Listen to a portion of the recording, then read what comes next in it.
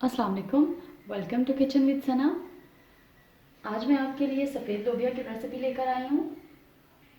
इसको बनाने के बहुत से तरीके हैं, लेकिन मैं आपको यहाँ पे बहुत ही सिंपल और इजी सा तरीका बताऊँगी। तो चलें बनाना स्टार्ट करते हैं। सबसे पहले यहाँ पे मैंने एक पैन लिया है, इसमें मैं ऐड कर रही हूँ ऑयल, हाफ कप।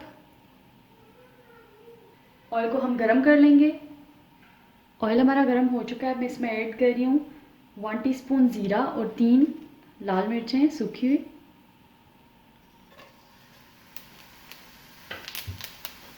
इसको बस 30 सेकंड्स तक इस तरह से फ्राई कर लेंगे।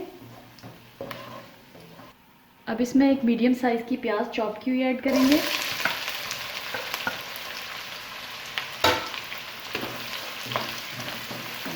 और इसको ब्राउन होने तक कुक करेंगे। प्याज हमारा ब्राउन हो चुका है। अब मैं इसमें ऐड कर रही हूँ 1 टेबलस्पून लहसुन पेस्ट और 1 टेबलस्पून अदरक का पेस्ट। साथ ही इसमें ऐड करेंगे 1 टेबलस्पून पानी। तो अच्छी तरह से मिक्स करेंगे। पानी यहाँ पे इसलिए ऐड किया है कि प्याज जो है हमारी वो थोड़ी सॉफ्ट हो जाए। अब हम अपने स्पाइसेस ऐड करेंगे। नमक 1 टीस्पून, लाल मिर्च पाउडर 1 टीस्पून, कुटी हुई लाल मिर्चें 1 टीस्पून, कुटा हुआ धनिया 1 टीस्पून, हाफ टी स्पून।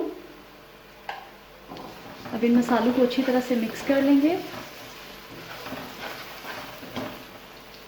फिर से ऐड करेंगे 1 टेबलस्पून पानी।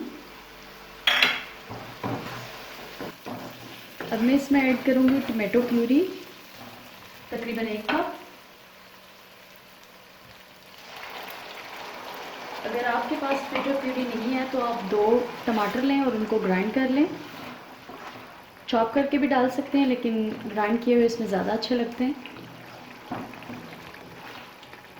अब इसको इस वक्त तक पकाना है जब तक ये तरी ऊपर ना आ जाए। ये देखिए मसाला हमारा अच्छी तरह से भुन चुका है, तरी ऊपर आ चुकी है। अब इसमें मैं ऐड कर रही हूँ 2 हरी मिर्चें। इनको मैंने इस तरह से काट लिया है दरमियान से। अब इसमें ऐड कर रही हूँ लोबिया की दाल। ये तकरीबन मैंने 2 कप ली थी और ये 1 टीस्पून नमक डाल के इसको मैंने बॉईल कर लिया था। तो ये फिर डबल हो गई है बॉईल होने के बाद, तकरीबन 4 कप। तो अब इसको इसमें 2 मिनट के लिए भून लेंगे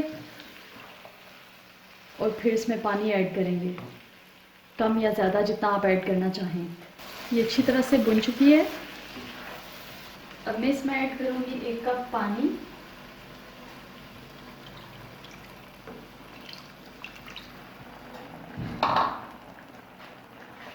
इसको मिक्स करेंगे। थोड़ा सा हरा धनिया डालूंगी।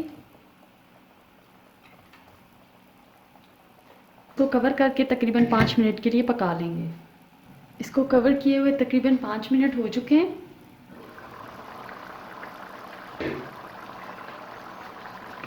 इसको मिक्स कर लेंगे।